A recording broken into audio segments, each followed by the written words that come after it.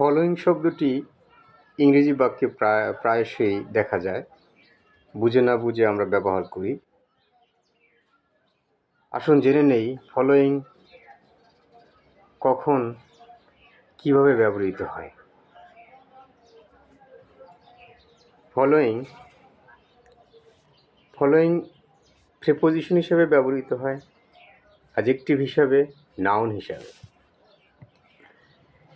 এই তিনভাবে বাক্যে ফলোয়িং ব্যবহৃত হয় এবং এই ব্যবহৃত হওয়ার সাথে সাথে তার অর্থ পরিবর্তন হয়। প্রথমেই প্রিপোজিশন হিসাবে ফলোয়িংয়ের ব্যবহার। যখন প্রিপোজিশন হিসাবে ফলোয়িংটা ব্যবহৃত হয় তখন তার অর্থটা হয় আফটার, পরে, ইন রেসপন্স টু, প্রতি উত্তরে, অ্যাজ আ রেজাল্ট অফ, ফলে, এইসব হিসাবে প্রিপোজিশনের অর্থগুলো প্রকাশ করে। উদাহরণস্বরূপ, the weeks following the riots were extremely tense. The weeks সপ্তাহগুলো following the রায়াটসের পরে এখানে ফলোয়িংটা পরে অর্থে ব্যবহৃত হয়েছে। রায়াটসের পরে সপ্তাহগুলো ছিল এক্সট্রিমলি, সত্যিই, টেন্স, টান উত্তেজনাপূর্ণ বা উত্তেজনাপূর্ণ। টেন্স যার অর্থ হচ্ছে উত্তেজনা বা টান। Another example, following the ডিনারের পরে there will be a dance. ডিনারের পরে ডান্স আছে, নাচের ব্যবস্থা আছে। ফলোয়িং, এখানে ফলোয়িংটা প্রিপোজিশন হিসেবে ব্যবহৃত হয়েছে এবং এটার অর্থটা হয়েছে যে পরে।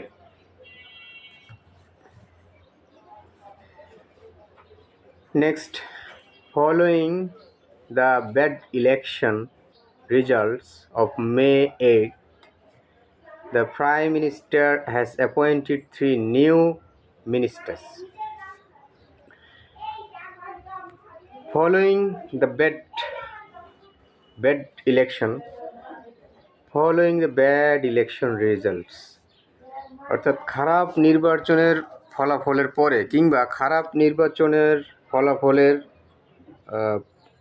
প্রতি উত্তরে on 8 May, 8 May, the Prime Minister, প্রধানমন্ত্রী has appointed, নিয়োগ দিয়েছিলেন 3 new minister, নতুন 3জন মিনিস্টার নিয়োগ দিয়েছিলেন।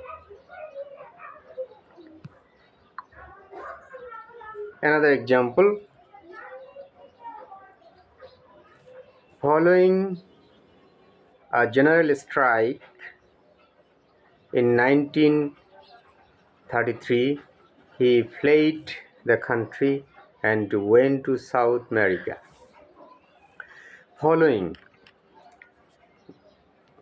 পরে বা ইন রেসপন্স টু, প্রতি উত্তরে, জেনারেল স্ট্রাইক, একটা ধর্মঘটের প্রতি উত্তরে বা একটা সাধারণ ধর্মঘটের পরে 1933 সালে একটি সাধারণ ধর্মঘটের পরে বা একটি সাধারণ ধর্মঘটের ফলে, এখানে ফলোয়িং ফলে, পরে, প্রতি উত্তরে ব্যবহার করা যায়। হি ফ্লেড, সে পালিয়েছিল, কান্ট্রি, দেশ ছেড়ে পালিয়েছিল, and went to South America, এবং সাউথ আমেরিকায় গিয়েছিল। Next, the oil price are certain to rise following the agreement to limit production. তেলের দাম certain মানে নিশ্চিত, to rise নিশ্চিত বাড়বে, following as a result of, কারণে বা ফলে, এখানে following as a result of বা পরে, দুই অর্থে ব্যবহৃত হয়। as a result of ফলে, the agreement চুক্তির ফলে বা চুক্তির পরে, টু লিমিট প্রোডাকশন উৎপাদনকে সীমিত করার যে চুক্তি, তারপরে তেলের দাম নিশ্চিত বাড়বে। ফলোয়িংটা এখানে প্রিপোজিশন হিসেবে ব্যবহৃত হয়েছে। Another example, major changes are expected in England team following their 3-0 defeat. বড় পরিবর্তন আশা করা হয় ইংল্যান্ড টিমে ফলোয়িং পরে বা অ্যাজ এ রেজাল্ট অফ কারণে বা ফলে 3-0 গোলের পরাজয়ের ফলে ইংল্যান্ড টিমে বড় পরিবর্তন আশা করা হয়। প্রিয় viewers, another example, the footballer is likely to receive a 3-match suspension.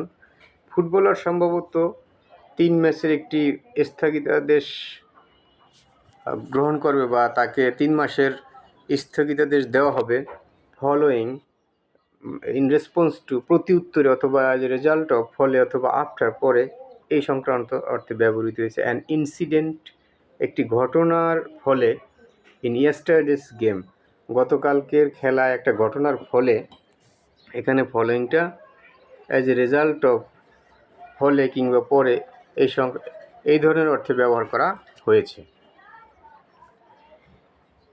পুরো সেন্টেন্সের অর্থটা আবার বলি যে ফুটবলার সম্ভবত 3 ম্যাচের একটি সাসপেনশন পেতে যাচ্ছে গতকালকের খেলায় একটা ঘটনার ফলে। প্রিয় ভিউয়ার্স, এবার আমরা জেনে নিব অ্যাডজেক্টিভ হিসেবে ফলোয়িংটা কখন ব্যবহৃত হয় এবং তার অর্থটা কি হয়।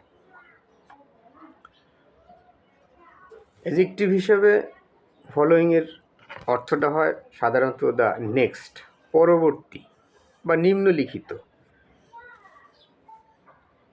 অ্যাডজেক্টিভ হিসেবে ব্যবহার ক্ষেত্রে ফলোয়িংয়ের সাথে একটি আর্টিকেল দা যুক্ত হয়। আমরা উদাহরণের মাধ্যমে বুঝে নেই। First of all, the following programme contains scenes that may be disturbing to some viewers. The following programme, পরবর্তী প্রোগ্রাম, কন্টেন্ট যার মধ্যে বিদ্যমান, সিনস কিছু দৃশ্য বিদ্যমান, দ্যাট মে বি যাহা হতে পারে, ডিস্টার্বিং হতে পারে টু সাম ভিউয়ার্স কিছু ভিউয়ার্সের জন্য, কিছু দর্শকের জন্য ডিস্টার্বিং হতে পারে। এখানে ফলোয়িং দেখে আমি ফলোয়িংয়ের পরে প্রোগ্রাম শব্দটা আছে। প্রোগ্রাম হচ্ছে নাউন, আর নাউনকে এই ফলোয়িং মডিফাই করেছে, এটা হচ্ছে অ্যাডজেক্টিভ। এখানে ফলোয়িংটা অ্যাডজেক্টিভ হিসাবে ব্যবহৃত হয়েছে। Next, the full extent of the damage only became evident the following morning.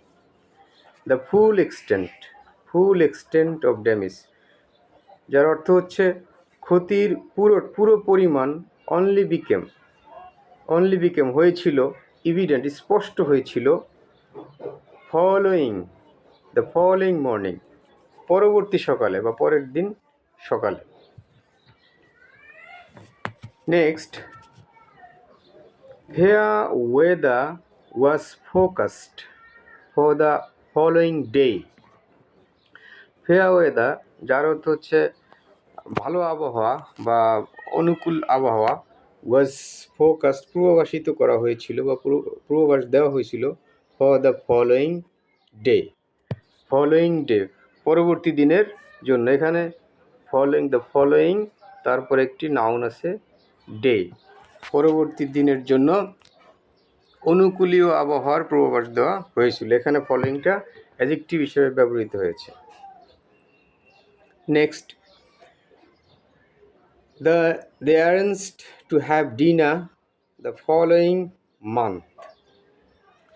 তারা পরবর্তী মাসের জন্য ডিনারের আয়োজন করেছিল।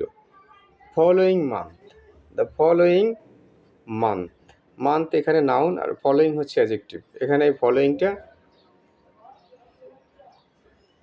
অ্যাডজেক্টিভ হিসেবে ব্যবহৃত হয়েছে। Following,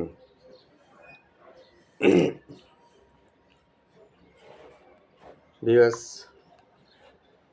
another example, we arrive in Paris on Sunday and leave the following Wednesday.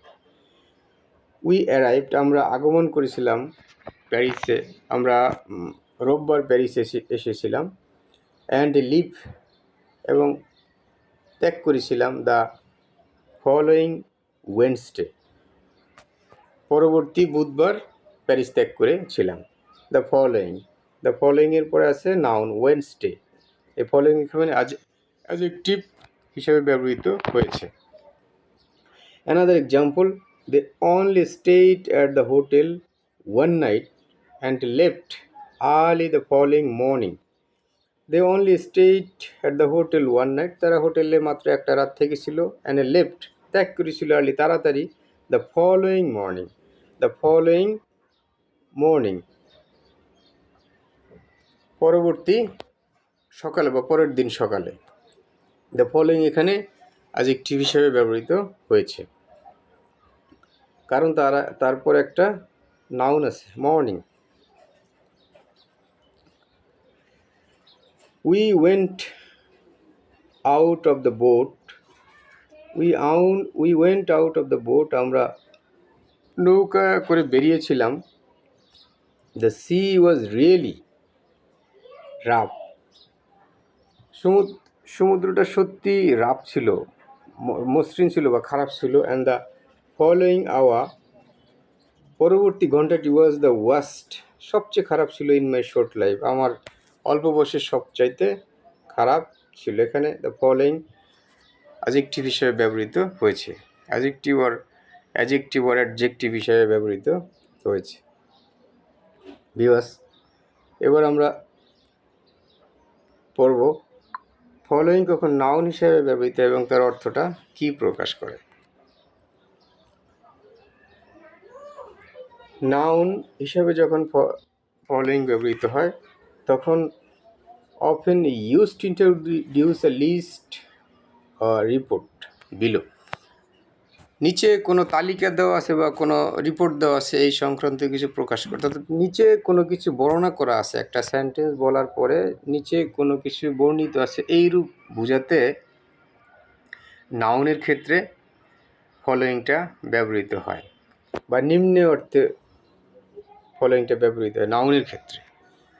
এখানে বলা উচিত অ্যাডজেক্টিভের আগে যেমন ফলোয়িংয়ের আগে দা যুক্ত হয়, নাউনের আগেও দা যুক্ত হয়। তবে পার্থক্য হচ্ছে যে নাউনের ক্ষেত্রে পরবর্তী সময়ে আর কোনো নাউন থাকে না, এবং নাউন নিজে একটি সাবজেক্টের, ফলোয়িং নিজে একটি সাবজেক্টের কাজ করে।